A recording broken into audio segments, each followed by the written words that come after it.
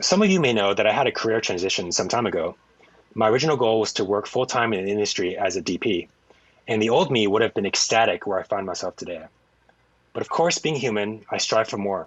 And the me of today wants better projects, more collaborators who have more similar tastes, to get recognition, to make more money, etc. I currently am both satisfied and dissatisfied in many ways, professionally speaking. I spent many years in my previous profession fixing certain personality traits I learned were not conducive to being successful in business that carried over to this one. And I'm happy to say that while still a work in progress, the majority of clients think that I'm great to work with and I have a solid Rolodex to sustain me. Though I could be doing better at outreach, which the pandemic has sort of put a pause on since I knew many of the sets weren't doing protocols. So with all that, I sometimes get annoyed at the system and my own expectations.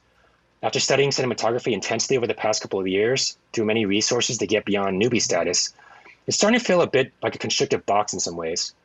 And while logically all the rules make sense and are preferable to my own aesthetic, such as lighting up stage, backlighting where possible, etc., it feels like each successive project is either the same thing over again or doing some sort of variation that builds on top of what I've done before. A constant game of one-upsmanship. I understand the world is a competitive place and it's a marathon to keep at it, but I'm getting a bit exhausted of striving all the time. And while taking a mental break, decided to write this to see what other people might have to say about this. The strange thing is, when I try to imagine myself staying at the same level I am now in a few years, it disgusts me because, in general, stagnation is like death to me. So the only way to go is up. I just don't feel like it's healthy to keep on the way I've been going through.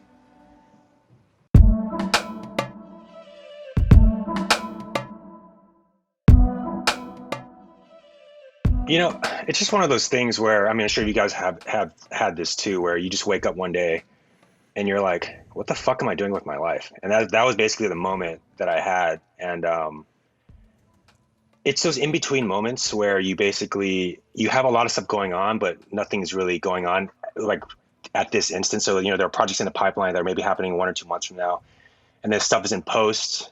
A lot of like narrative stuff I've been working on. So nothing is really, I guess, what's the word? Manifesting like right now, right in the here Right. and the now. And so, when you see people like scrolling through stories all the time, this is part of the reason why I jumped off to social media, because when you're in that place of just like a pause and waiting for stuff to happen, um, you have this moment where it's just like you see everyone, even though like not everyone is working on everything every single day, but it seems that way after seeing story after story after story of like, oh, this person's on set and that person's on set, and I'm just like, man, like what the fuck am I doing with my life? And it was just a moment where I woke up and felt that way, and it's decided to like I was like, hey, I wonder what other people think about this. And it's funny because a lot of people message me privately, actually, and not just from that, but from other stuff I posted on there and saying, oh, I'm so glad that you post this stuff because I think about it, but I just don't know who to talk to about it. And for me, it's never been about. I guess I'm really open as far as what I'm going through with other people because I grew up in a family where people didn't talk about their feelings or their thoughts, and so for me, it was cathartic to really talk to people as far as friends or colleagues or even teachers or mentors just about things I'm going through. So I've never really felt like it's a shameful thing to really do. So that's kind of where I came from. Gotcha. So can you tell us a little bit more about like your background? Because I think you touch about like you've had a career transition before, and you just touched on your family. Like how did you get here? Forgot to press record. So That's okay. basically, how I got here was basically I think it's important to understand the background I come from because that kind of informs everything, especially the things that I talked about in the post, where I come from a very working class background. So my family, way back, my grandparents, my great grandparents were all. So my great grandparents were from China, both sides, and essentially, through war and through famine and through all this other stuff that happened in Chinese history, they basically went from doing well to doing okay. Like I think my mom, from some of the records that she did research on, was saying that a lot of the family members were actually high-ranking people in society. So they had like money and status and all this other stuff. But because of various things that happened through the history of China, a lot of the things got destroyed, property was taken over, and so they had to flee. And so they came over in. I'm third generation, so my grandma was born here, and so my family's been here for a while. But basically, they kind of had to start from nothing. And so that kind of informs. I think that it's important to know that because that informs like my thought process about why I think the way I do. Hmm. And so I come from a very working class family where my grandparents, they grew up, they were here, they were like very poor. My parents kind of went up just a little bit as far as like financially speaking, and then they got me to a position where I can enjoy more of like a middle class existence. And so growing up, it was never a situation where doing what you wanted to do to make you happy was the thing. It was always, we put you in this position so that you can work hard and you can get a really good job, whatever that may be, and so that you can raise yourself out of the situation that we've been in. Because my father was basically the guy who kind of saved my particular direct family because he worked his ass off to go from like nothing to something. And so I was kind of in line for that. And so I went to school for engineering actually. I went to like a college prep, like a pretty well-known college prep. But it's funny because like I'm like the working class kid who was growing up around like all these rich kids. So I got to see like what's the word? Entitlement at its finest. It's like people who would get BMWs for their 16th birthday and be like, the fuck, this is a used, my parents got me a used BMW. This fucking, Oh my. like, this is horrible. And so I just kind of grew up around that. And so like, I was always grounded in the sense of, I knew where I came from, but then I was also around this environment where people expected more, which is interesting because I'll touch on that in a second. But so just kind of like this dichotomy of this dual existence of like, well, I'm in touch with these people and I know these people who have lots of wealth and money and family money, but I'm from this background of working class family where we didn't have a lot. And so I went to school for engineering, graduated with a degree, did that for I think 8 or 9 years. And artists, like being like working as an artist or creative or whatever you want to call this field, was never really an option. Like I didn't even realize that there was a whole industry of people who were making movies. It was like movies just somehow appeared on the screen. So it wasn't even like a thing. Like like being an artist was people fall into that. I was falling into that. If you wanted to be an artist or a creative person, that meant you were going to be poor for the rest of your life. And I know you guys talk about that in some of your previous podcasts and whatnot. But like, so that was the whole mentality around it. So probably about 6 or 7 years into doing the whole engineering thing, I was also doing music on the side as kind of like a hobby, like just producing music, playing music. And I actually hired this guy. This was around like when the 5D came out. I hired this guy from Texas because I loved his work. Like he was just getting started. I talked to him online. I was like, hey, I'll pay you like $300 to come out, direct a music video for me. You can you can sleep on my couch. And he came out and I had so much fun that day.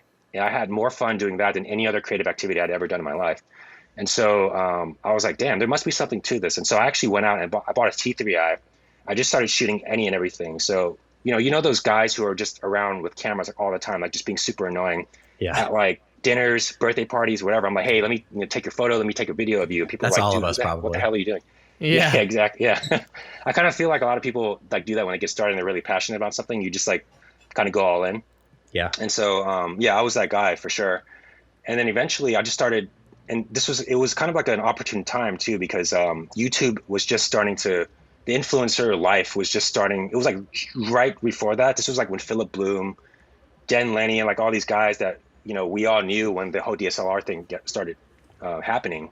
And so I just started posting random reviews on, I think we kind of talked about this like a long time ago when we were at that meetup that you did. Yeah. Yeah. So it was like, I just did like reviews just for fun. It was just for like, fuck it. Like, I'm bored. I want to shoot something. I'll shoot a review on like this tripod that I got. And eventually like people, like my friends, like I would post them on Facebook just as like whatever. And my friends and people that I knew were like, hey, like, I really like the stuff that you're shooting. Will you come out to this music venue and shoot my show? Or like, will you shoot this little advertisement for my business? And I was like, oh shit. Okay, sure. And at the time, like, I didn't even realize that it was something I could charge for. And then they were like, oh, well, how much money do you want for it? And I was like, oh shit, really? Like, I was like, don't worry about it. Like, I'm not trying to make money off of this. Were you doing engineering at the time? Or I was, yeah. So I was just, okay, cool. This was like on the nights and weekends when I was just having fun, being creative. Totally. And, and so essentially what happened was this one client of mine, it was like the first paying client, was like, dude, no, I'm not taking your work for free. I'm paying you. So how much do you want an hour? What do you think is reasonable? I'm like, I don't know, like $20 an hour. Like at the time I was like, why not? $20 an hour. That sounds reasonable. And so he was like, okay, cool. And so from there, more and more people just started offering money to me. And I was like, okay, I guess it's more reason to buy more gear. So I just started doing that, and it got to this point where I was making a decent amount per year of doing freelance, and not even trying. And I was like, okay, maybe this is going somewhere.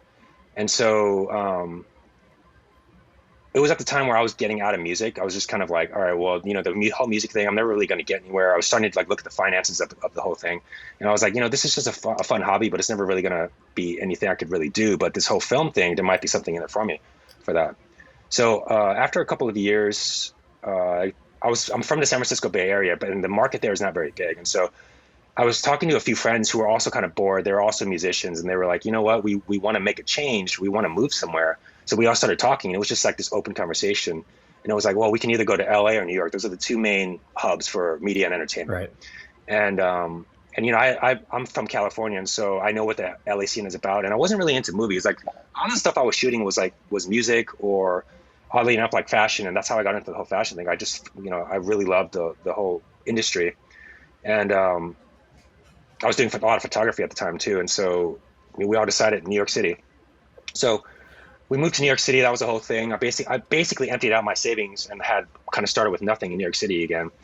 And so after a couple of years, I was able to transfer my engineering job. They had another office there, and my manager was super cool. He was like, you know what, everything's computer based anyway. As long as you're doing your work in the time that you need to do it, I'm totally cool with you doing that. So thank God for that, because that was a huge thing to kind of help me through the process. And so after about 2.5 years of doing that, I was able to build my network up enough. I was just basically answering all sorts of casting calls and going on Mandy.com and all these random websites. And I was able to build up enough of a clientele to where I was making just enough to pay all the bills and have a little bit of savings. And so that's kind of where I landed and kind of been building since then. Awesome. What did your parents and family think of? Sorry, Evan. You want to go first? Or? No, you can go, Chris. This is very, yeah. The worst part of remote interviews. Exactly. The Zoom delay. What did your family think of your career change? It was funny because, my dad's he's been an accountant for like 30, 40 years. He's retired now, but he was an accountant. So he always did my taxes.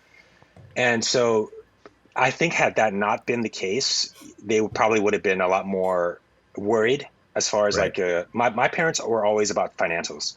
So they always told me you have to do this X, Y, Z, think about that, think about this. And that's why I think it took me a little bit longer to transition than I wanted to, because I always have that in my mind. Right. And so I think that even up until the point where I was freelancing the first year, my mom was like, oh yeah, it's still a hobby, right? They just didn't understand. Just making sure that you weren't going to do it full time. Yeah. Yeah, exactly. Yeah. Because why I brought up what I did in the beginning is because my family, again, comes from that working class background. So this thing isn't something that they understand. Right. It's not like a reality of like artist or creative. It's like if you're not an engineer, if you're not a lawyer or a doctor or anyone or working in like a trade, how are you making a living? It doesn't compute, because that's not something that they grew up around. They didn't. Basically, no one in my family knew that was an option. So yeah, for the first, I think they were more confused than angry than anything. Like you hear a lot of parents in I'm going to speak to the Asian community specifically because that's the community that I know, but like a lot of Chinese and other Asian, like Koreans and Japanese people that I know, it's as soon as you want to go into this other field that isn't a guaranteed paycheck, that doesn't pay like, 100 to 200,000 a year and so on and so forth. And it's not like prestigious. It's like, what are you doing with your life? Like we worked this hard to have you do this, like doesn't make any sense. And so, coming from that background of like strong academics in the Asian, Chinese background, that was like the focus. And so right now it's just like, well, what do you like? I just don't understand. What is this? Yeah. But when they saw the actual numbers, they exactly. were like, so my dad was doing okay. Exactly. Yeah. So my dad was doing that. And when he saw, I got to a point where I was doing fairly well after like 3 years of doing it. And I had basically surpassed what I was making doing the engineering thing. And so at that point it was like, I think there's still a little bit of confusion happening, but it's not as much of like, are you okay? Like, are you okay with money? Like, how is it? It's like, okay, he's doing his thing. We don't understand what this is, but he's making a living at it. And, I guess it's fine now. So I'm just gonna, that's kind of where it is right now. Gotcha. That makes sense. What was the process like going, I think there's two parts to this, which is one, the process of going from I don't know, $20 an hour to making more money doing this than engineering? And when did you decide to like cut the rope and go full bore into this thing?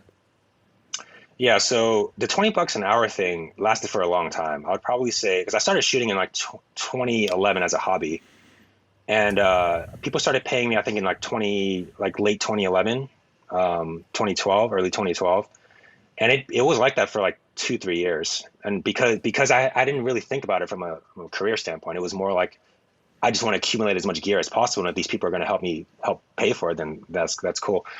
And it wasn't until I moved to New York and I was like, okay, so the reason why I moved here was because I wanted to make it a full-time thing. And so the only way to make it a full-time thing is to make sure that the numbers work. So again, going back to the post, I'm really open when it comes to talking about anything, like whether it's personal feelings or, even politics or finances. I'm just like, I ask people, I'm not shy about that at all. Yeah. And so I started talking to people. I was like, hey, what's a reasonable amount to charge for this? Like, I didn't ask people what you're making specifically, but I was like, what's a reasonable amount to charge for this? Am I undercharging? Am I overcharging for where I'm at as far as skill level?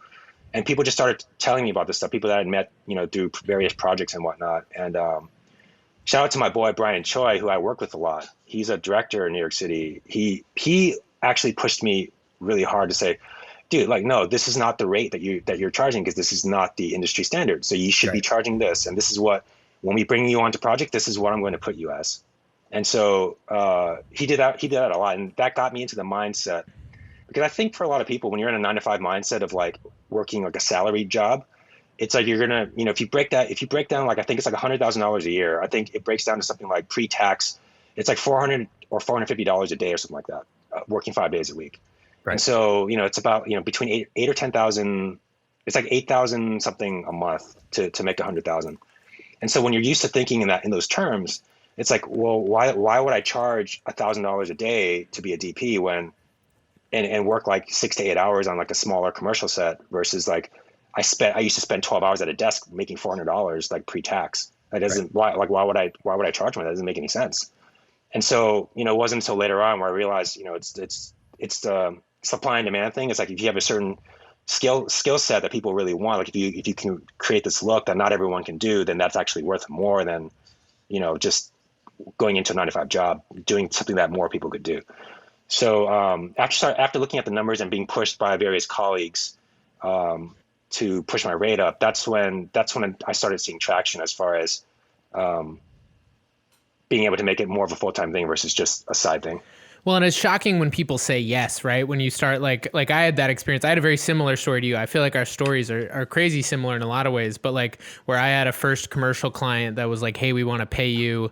And I did the same, like, I don't know, I was making like $15 an hour at Marshall's or whatever it was at the time. And they were like, oh, well, our last guy was $150 an hour. And I was like, what? And, is that like what you're saying, like your whole brain just twists and like starts to do the math. And I remember being like, if I was full time 40 hours a week, what would that add up to? And then it's like, then you realize that doesn't happen. But I guess I'm curious too, as you're looking at that, because two things. One, I think that like we talked about a little bit, in episode 3, that idea of like having industry people you trust to challenge you and push you on things like that, and to be able to bounce like, hey, what's my rate? I think also to what you said about just like asking people, I feel like people act like that's more taboo than it is. And I just ask people all the time. Like I've asked agencies what budgets are on things that I'm getting asked to shoot. Like I just ask, and people usually will say, and I feel like that ends up being better for everyone. I was talking to a friend of ours today who's a really good colorist, and he was like, man, I wish I knew what so-and-so charges for something like this. And I was like, just ask him. Like, he'll probably tell you like what his color rate is. It's not a secret in our industry, So I think that like the two things of like get people you can ask about your rate, and then like ask other people what they're charging, are both really helpful tips and things that have been helpful for me. So people should listen to that and go do that. Yeah, absolutely. And I think in general, I don't know if it's America specifically, but there's a big taboo just talking about money in general, even with peers. Like I think because part of it is like it may be like a keeping up with the Joneses thing, or it may be like I don't know what it is, but I found that a lot of people are, like, as you were saying, Evan, kind of shy about money for whatever reason. But I think the approach that I've taken, which I found successful, is to I think asking more of like a rate versus like what's what trying to figure out like what a snapshot is versus like trying to figure out someone's entire financial picture. So Right. there are people who are like, oh, how much do you make? What do you own? Like all this other stuff. Like I think like, there's a point where you get too invasive, but then there's also a point where I think a lot of people are like, oh, well, I make this much.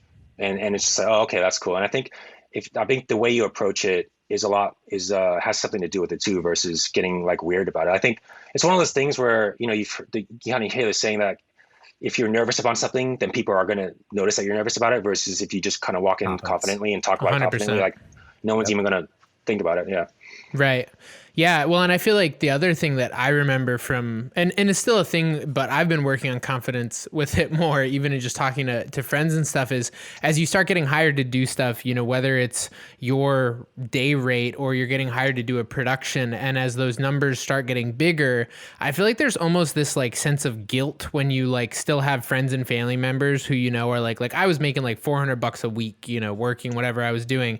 And when it starts being like, oh, will you do this thing for 2 days for $5,000 or whatever it is, you're like, I shouldn't tell anyone about this. Like, it feels like some sort of golden goose that you have to have shame about. Because if you like go tell people, then you're going to get perceived a certain way. And especially if you're not necessarily like super thriving financially and in a consistent place, but you're just having these little pop-offs of money, you don't necessarily want to be perceived as this like wealthy person. And like I had something like that early in my life where in like junior high and high school, my parents were in the process of separating.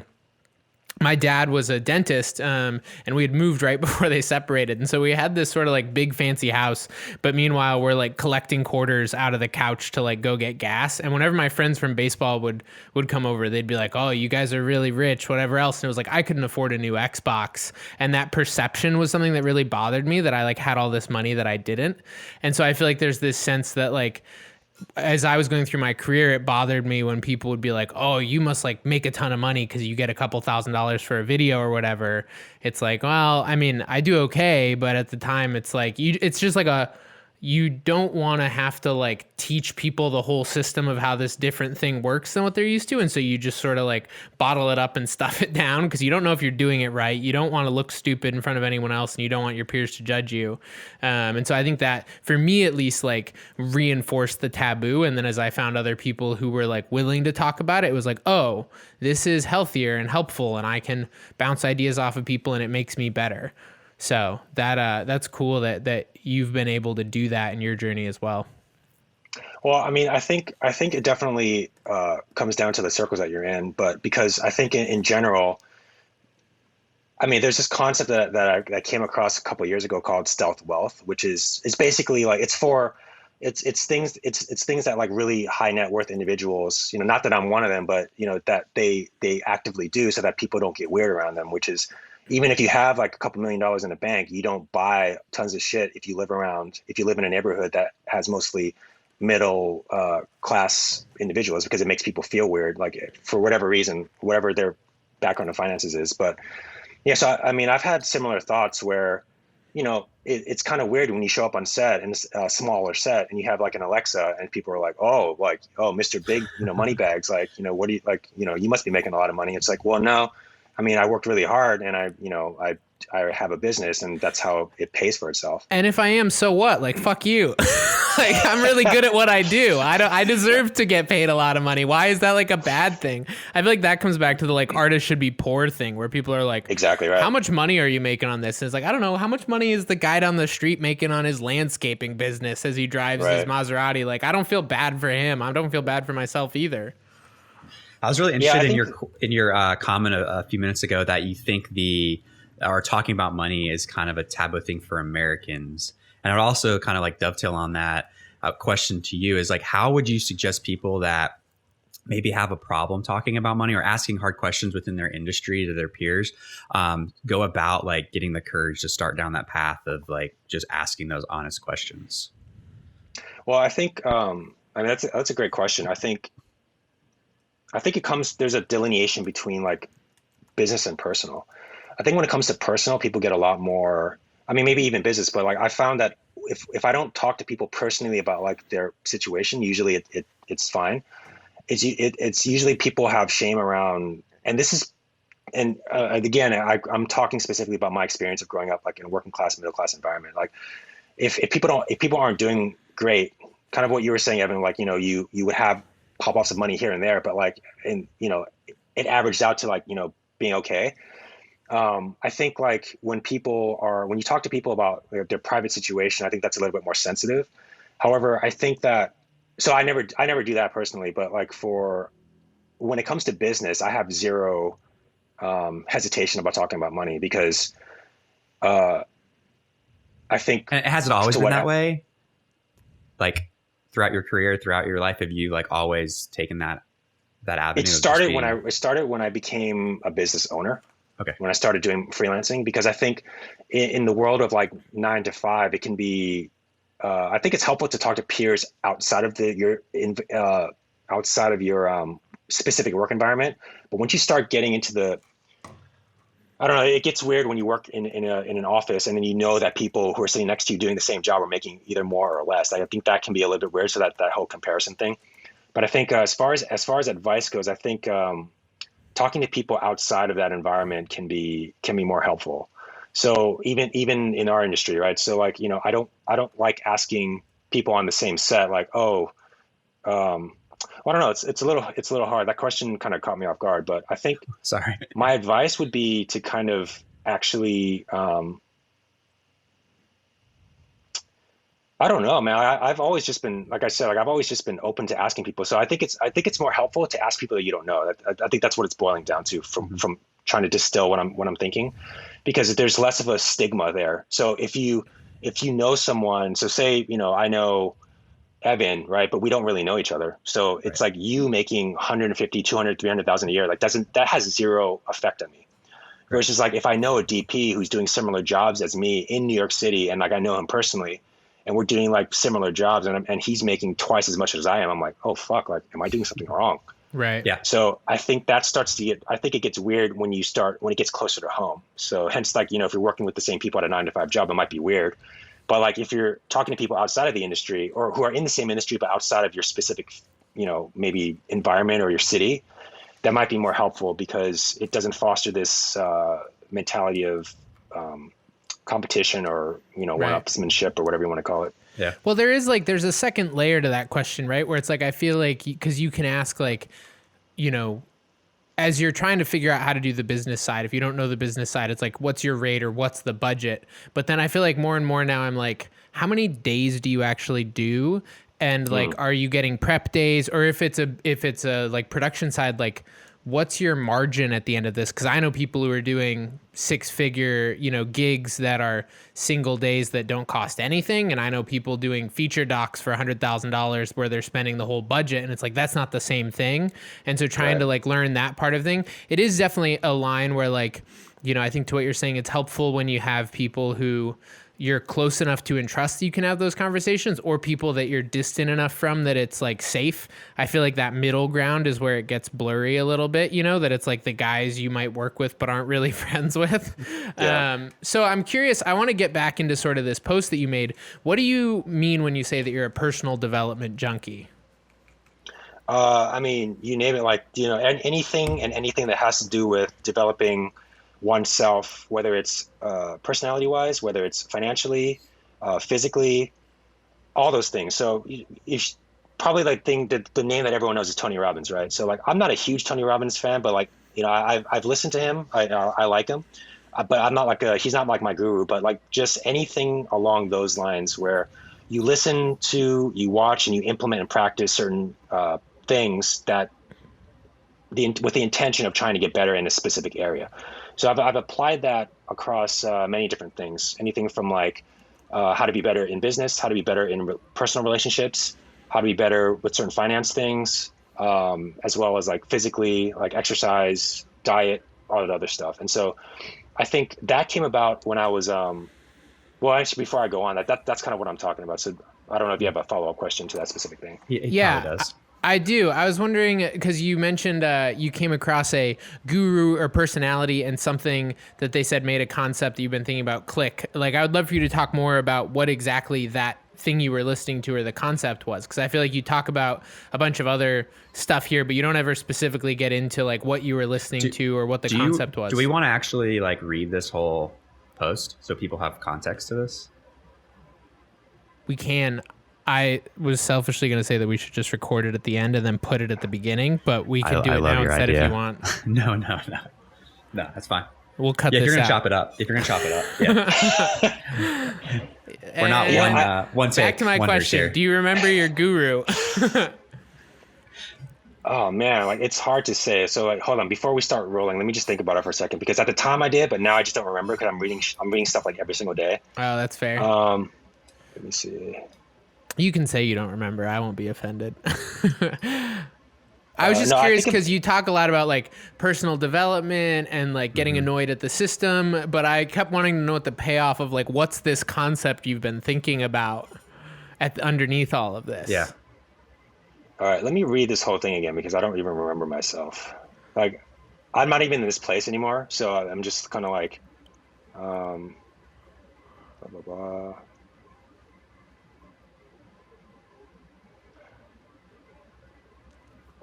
I don't remember what it was specifically, but it made me think about this book that I had read recently, which was that David Kruta actually recommended me to read, which was called The Dip. I think it's by Stephen Pressfield. I don't know if that's correct or not, but it's essentially about how long to keep going in a certain career path or a field before you know it's time to basically bow out because you either have lost the passion for it or you just know that it's not for you. And so it's funny because a few of the responses on there kind of treated me as like this low level thinking Neanderthal in a way, meaning like you shouldn't. There were even quotes that were posted. I kind of left Facebook prior to reading all of it just because I needed a break from social media. But it was mostly, there were some really supportive things that were really helpful, and there were also some other responses like, like this is a delusion that's brought onto us by society that you need to have this career or that money or whatever. And I'm like, for me, it's like, it wasn't about that. I'm on like, that's like level one for me. That's like level one thinking of like, I'm going to go into this field. I'm going to dominate. I'm going to make so much money. I'm going to do everything. I'm going to like rule the world. It's basically someone coming out of school. Like that's the mentality, right? Yeah. And then you start realizing how things actually work. And then you start having to adjust around that. So, I've kind of gone through an entire cycle of wanting to do that, being in that place of having success and buying all the little toys and, doing these things. And to actually saying, oh, you know what? this doesn't make me happy. I don't want to do any of this stuff anymore. Back to a place of like, okay, well, what am I really doing it for? Because I've hit a level of success and I've actually hit all my goals. So like, what is the next plan? So it made me think about The Dip, which is the Stephen Pressfield book, where it talks about staying in something long enough. And it's about like the plateau.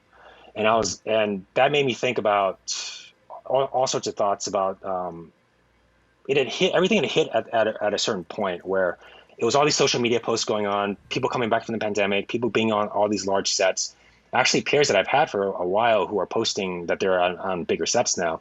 And even though I've gone to bigger sets myself, I guess, I guess kind of like when you look at all those highlight reels, you don't really, at least I don't really give myself enough credit of like, oh, I'm kind of at the same level too. I'm working on these projects. It's more like, damn, everyone's working on something cool. How much longer do I have to work in order to get to this next thing that I want to do? Right. And basically, and so what made me think that the thing specifically in the book that it made me think about was, he mentions this thing that the highest people, the best people in every field have an advantage in the sense of they're always referred to as like the go-to people. They make the most money and so on and so forth. And so for me, it's not so much of like an ego thing that I'm thinking about. When I'm talking about wanting to be one of the best in the field, that doesn't mean like I want to be Roger Deakins. Like I'm not saying like I'm going to be better than everyone else. So it's not a competition thing necessarily. Even though it was perceived that way on the post by some people, it was like, I'm not trying to beat everyone else out and be the best and like saying, I'm going to be on top. I'm going to be number one. Screw you guys. It's more like, well, if I can be one of the top 500 cinematographers in America out of like thousands, then clearly that means there's certain repercussions for that. That means you're going to make more money because your skill set's going to be better. You're going to have more to offer. You're going to get accolades. And so for me, accolades, they actually don't mean anything as far as feeling good about myself. It actually means when you get accolades, you get recognition. And what recognition does is it brings you more opportunities. And that ultimately means more money.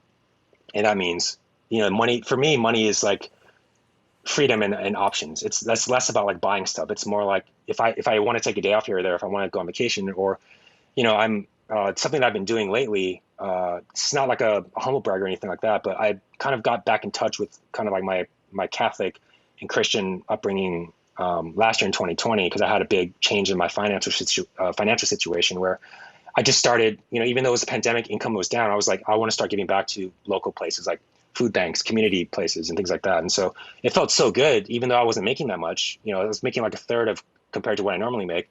But to give the little extra that I have to other people, there was something about it that like you can't explain with words. And to get like thank you cards from the places that you gave to is amazing. Like that feeling can't be replaced. And so so all of that basically is just saying that like, money, prestige, and all that is part of a bigger plan that I want to be a part of and that I want in my life. And so playing this like starving artist that we talked about, or this like middling DP who's shy, doesn't really want to go above a certain level. Like, I mean, I think anyone who doesn't want to be one of the best, I don't really know why anyone would not want to do that. So whether it's ego driven or not, it's just like there are clearly advantages of being closer to the top than closer to the bottom. And as far as like speaking about value judgments, I'm not specifically talking about whose art is better, whose creatively is better, but what are you offering to society or to the industry in general? And by making this extra money and by getting this extra prestige, you can do so much more with that. That's beyond yourself, and that's beyond the ego. That's kind of the whole thought process that went through my mind when I was thinking about all this stuff. But it starts at like, so if you could boil down to like, how do I get there?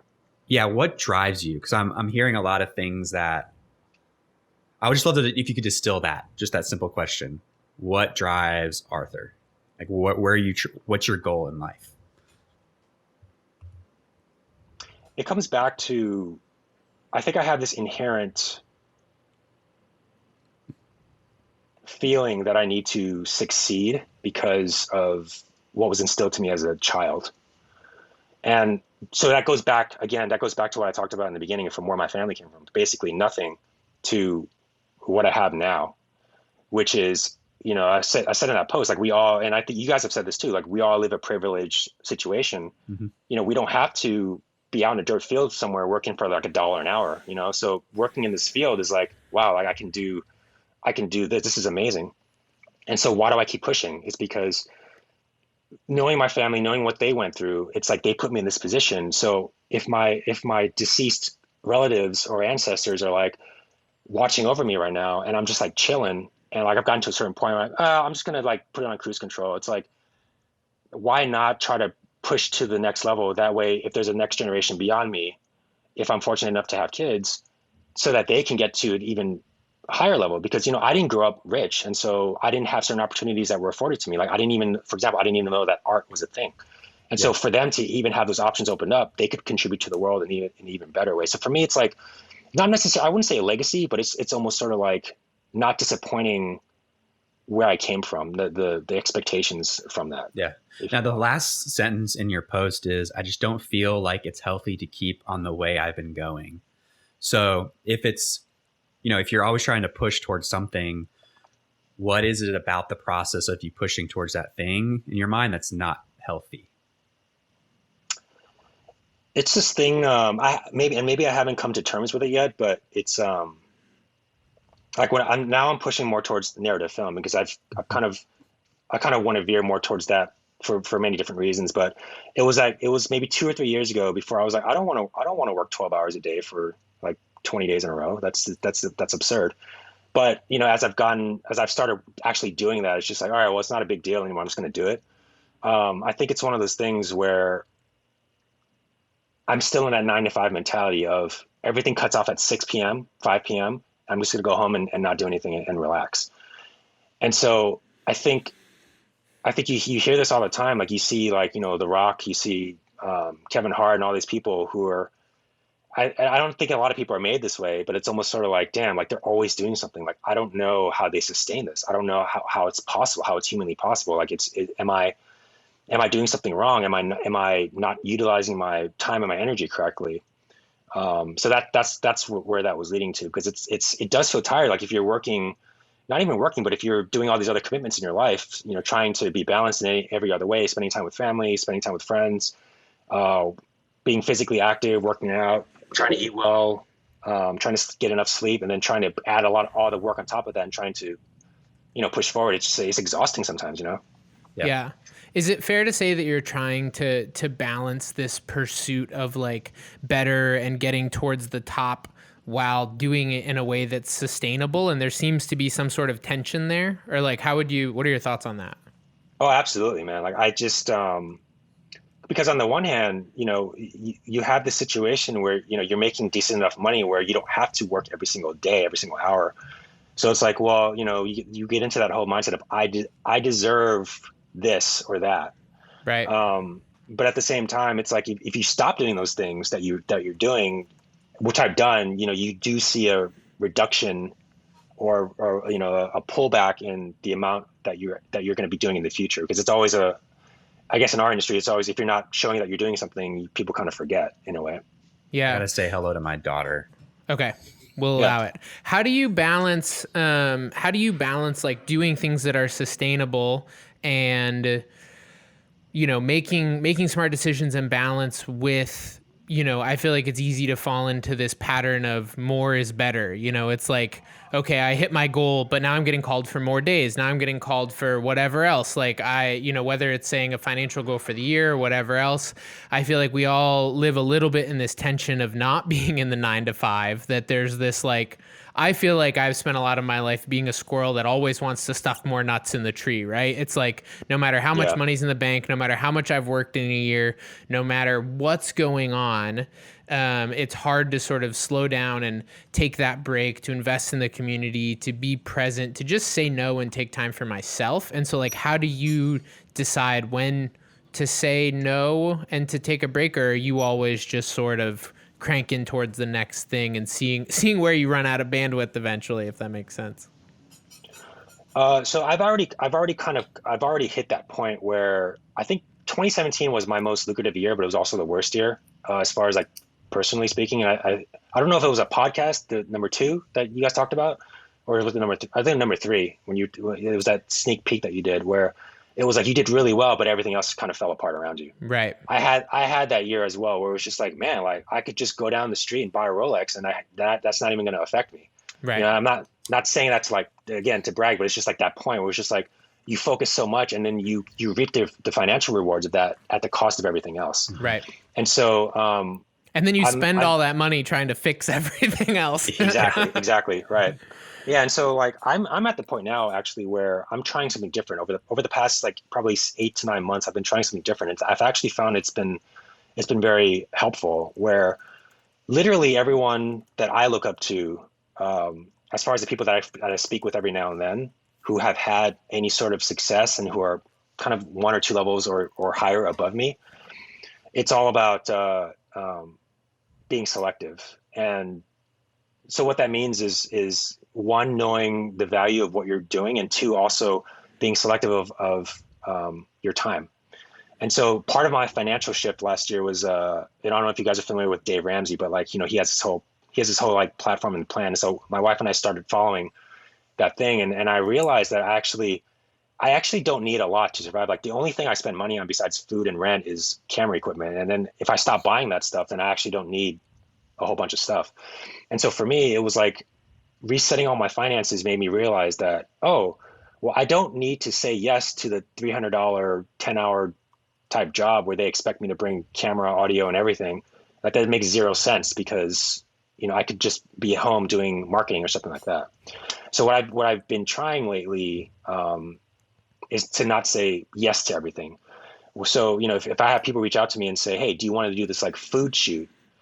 I'll just say, hey, I don't specialize in food. I know someone who does. I'll refer you to them, because they would be better served.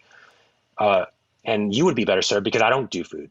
And similarly, like, certain clients who have who are kind of like on a, I would say like a lower budget situation. It's like, you know what, my rate is this now. And like, you know, if you guys can't work that out, I can definitely send you guys like a younger cinematographer, but this is my rate and I can't really offer that to you. And at first it's scary, because it's like, damn, like it's not turning down this work, but it's just like, it doesn't fit into what I'm doing right now. So for example, you know, if you were, I can't come up with an analogy right now, so forget that. But I think, I think it's just one of those things where you just have to realize that like, okay, you're at a certain level now. So if someone is, you know, wants to pay you below that level for whatever reason, like that just doesn't make any sense to do, because to get into the 500, you know, top cinematographers, if that's your goal, you got to say no to get to that point, which is sometimes hard when your mentality is, I need to be working because of either my family history, what's instilled in me culturally, or all that. It's a very, very weird situation to be in. Well, yeah, I think, no, that's a great point. I think that makes me think of, I'm not going to say who it is, but, you know, one of the guys who's been mentoring me, that word's kind of weird. I never really liked that word, but this guy who's been like kind of helping me out over the past couple of years, he's like, dude, you're thinking 9 to 5 mentality. That's not long-term thinking. You have to think long-term. And it's because, I think, you know, I was in that world for like 7-8 years. And so like, I'm always thinking like, well, if I'm not working today, Chris, to your point, like, what am I doing? Like, if I'm not like taking this job, even if it's for like 200-300 bucks, like why would I like not, you know, go for that job. Right. And so, yeah, I think, but you know, there's also the opportunity cost of that. Right. So for example, if you are, someone had said something to me, I think it was Shannon Palmer on the Salon, where it was a discussion about finances, where she was saying how, her ability to control her impulses as far as finances are concerned, allow her to more time in between projects, so that she doesn't have to take every single job. Because what that allows you to do is that allows you to spend more time on the jobs that you actually care about, and therefore have potentially a better outcome, which will build up your reel, or whatever you want to call it, your portfolio, even better, and then give you that mental downtime in between the projects. And so I've been trying to take that more long-term approach versus like running around like a chicken with its head cut off, trying to scoop up every single thing that comes along. That's been my approach for the past like 8-9 months. I think it's been pretty. It's such a game changer, and I think that's something that I've always been really passionate about. Is this, like, if you're smart, the buffer and the bandwidth you can build yourself to then say no to things and say yes to the right things, it gives you so much opportunity to lead towards the future. And I did something similar, you know, to what you're saying, that it sounds like you did, where I went through in January, and I was having sort of another moment where it was like you're saying, like, between everything I was working on had wrapped and nothing new had started yet. And I was like in this real funk, and I went through, and I was mostly panicking because I was like, slow season, pandemic, whatever else. And I started figuring out, like, what do I need to make to pay our bills this year? And like, once I had that number in front of me, it was actually like, oh, this isn't that scary. And if you're at the very beginning of your career and you're trying to figure out like how to do that, it's terrifying. If you're looking at like $300 videos, you're like, how do I ever get to that? But if you're like on the other side of this, that you're listening and you're burnt out, it's like, figure out what you actually have to make, and then figure out how to get there. And then like just start saying no to other things and being really tactical about what you say yes to. And maybe that's saying yes to a short film that there's no budget on because you did a corporate thing and were able to pay rent, like whatever, however you want to approach that. But like, I think the rat wheel of just like, I made money, so I bought gear, so I made money, so I bought gear. And so now you're always trying to make payments and you're trying to keep up with everything, that it's like, if you can just set yourself up stably financially, that actually gives you the opportunity to say no, pick a target, and like drive at that target. Because it sounds like another thing you're talking about is you're willing to say no to food stuff, where like a lot of us for a big chunk of our career will say yes to anything we get called for, because it's like, it's a new thing, it's a new opportunity. But you hit a point where you realize, oh, for me to get to the top in anything, I sort of have to pick a thing. Like, no one who's at the top does everything. And so like Chris and I have talked about that a little bit. That's like, if you want to be a car DP, like that's what you do. You're not a car DP and a food DP and a narrative DP and a, you know, so I think that it's smart that you're in that mode. And I think that's probably a good thing to end on, but I'm curious, what are you driving at now? Like if you're saying no to food, what's the thing that you're like, this is what I'm aiming at? Right now, movies. So feature films. I'm always looking for scripts. Been working on a ton of shorts over the past 2-3 years. So that's kind of the real focus right now. As far as specialization goes, it's definitely beauty and a little bit of fashion here and there. But I think beauty has been like my calling card, at least. Like I've just done so much work in that industry, and I know so many people in it that that's the thing I get called for. And I really enjoyed it. You know, so like, you know, I shoot a lot of hair, makeup, and skin, and then like, you know, I don't have any hair and my skin's not great, which is, you know, that's, I always laugh at that, like how I ended up in this industry, but like I actually really enjoy it. So that's kind of the thing that I've been focused. That's actually why I came to New York, and I've, you know, been working on it for like the past 6 or so years. And yeah, man, I kind of love that industry. But you know, aside from that, like the next focus is movies.